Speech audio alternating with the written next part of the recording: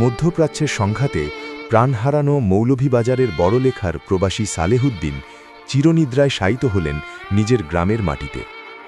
গত ২৮ ফেব্রুয়ারি সংযুক্ত আরব আমিরাতে ইরানের ছোড়া ক্ষেপণাস্ত্রের আঘাতে নিহত হন মৌলভীবাজার জেলার বড়লেখা উপজেলার গাজীটেকা বাঁশতলা গ্রামের বাসিন্দা সালেহুদ্দিন। সোমবার ৯ মার্চ সকাল ৮টা ২০ এমিরেটস এয়ারলাইন্সের একটি ফ্লাইটে ঢাকার হজরত শাহজালাল আন্তর্জাতিক বিমানবন্দরে পৌঁছে সালেহুদ্দিনের মরদেহ।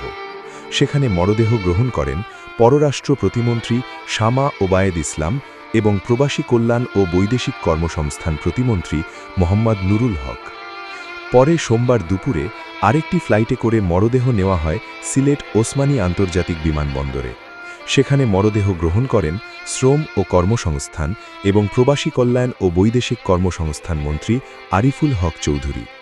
বিমানবন্দরের আনুষ্ঠানিকতা শেষে মন্ত্রী নিজেই মরদেহ নিহতের গ্রামের বাড়ি বড়লেখা পৌরসভার গাজীটেকা গ্রামে পৌঁছে দেন। সালেহের মরদেহ বাড়িতে পৌঁছালে স্ত্রী সন্তান, আত্মীয়স্বজন ও প্রতিবেশীদের কান্নায় ভারী হয়ে ওঠে পুরো পরিবেশ। শেষবারের মতো প্রিয় মানুষটিকে দেখতে মানুষের ঢল নামে গ্রামে। সোমবার বিকেল ৫টায় গাজীটেকা শাহী ঈদগাহ মাঠে সালেহুদ্দিনের জানাজা অনুষ্ঠিত হয়। জানাজায় শ্রম ও কর্মসংস্থান এবং প্রবাসী কল্যাণ ও বৈদেশিক কর্মসংস্থান মন্ত্রী আরিফুল হক চৌধুরী সহ বিভিন্ন শ্রেণী পেশার মানুষ অংশ নেন। জানাজা শেষে তাকে নিজ গ্রামের পারিবারিক কবরস্থানে দাফন করা হয়। এ সময় প্রশাসনের বিভিন্ন কর্মকর্তা, রাজনৈতিক ও সামাজিক ব্যক্তিবর্গ উপস্থিত ছিলেন।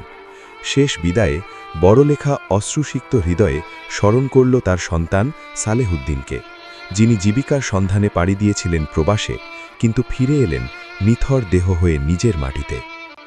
Faisal Mahmud, desk report, Janapath TV.